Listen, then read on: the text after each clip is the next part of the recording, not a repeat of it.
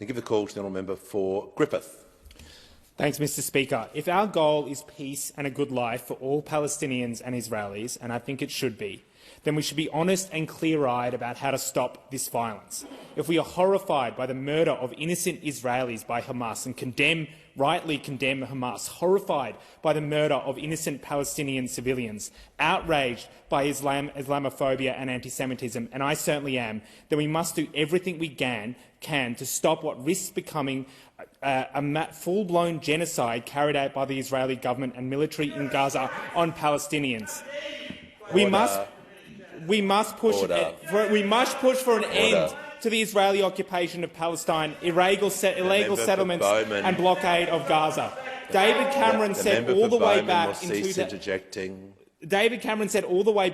in 2010, everybody knows that we are not going to sort out the problem of the Middle East peace process while there is effectively a giant open prison in Gaza.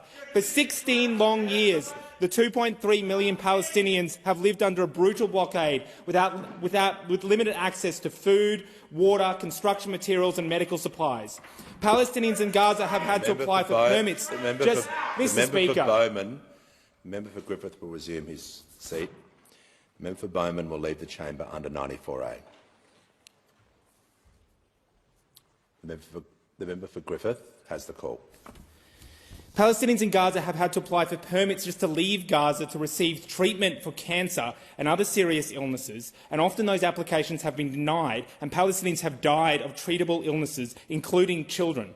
45% of Gaza's population are children under the age of 15. 96% of water in Gaza is undrinkable. In 2014, Israel bombed Gaza's only power station, then refused to let it be properly repaired, so Palestinians for nearly 10 years experienced daily blackouts. In 2018-19, hundreds of thousands of Palestinians peacefully protested in Gaza against the blockade. The Israeli military murdered 150 protesters and shot and injured 5,000, regularly aiming for knees and ankles, often causing amputation. Studies have found over half of Palestinian children in Gaza have presented with serious trauma-based mental illnesses. Unemployment in Gaza is at 46%, and the entire population lives under constant drone surveillance and intermittent bombing by the Israeli military.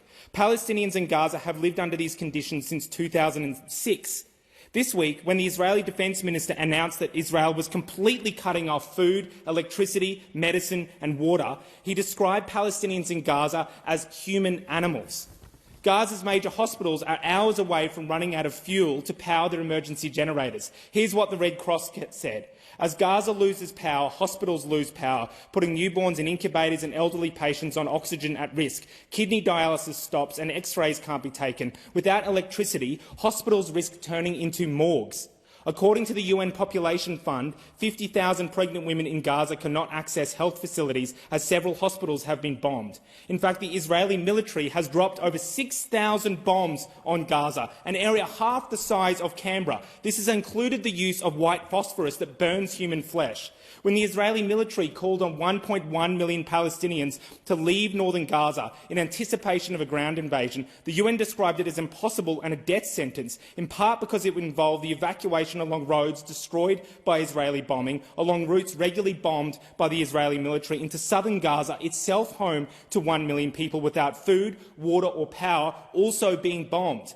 This is not Israel defending itself. This is the Israeli government and military carrying out mass war crimes on 2.3 million Palestinians trapped in an open-air prison, as described by the Conservative Prime Minister David Cameron, where nearly 50% are under the age of 15.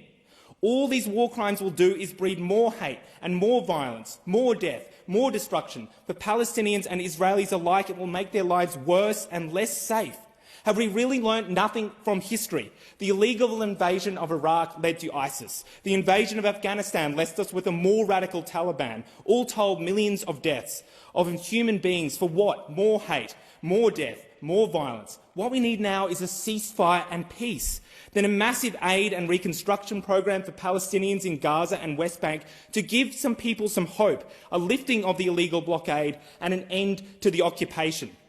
I often hear people in this place rightly condemn Hamas, but then advocate for policies that will breed more radicalism and breed the conditions in which Hamas emerged. What we need now is a peace process, calling on the Israeli government to back down from what risks becoming a human catastrophe.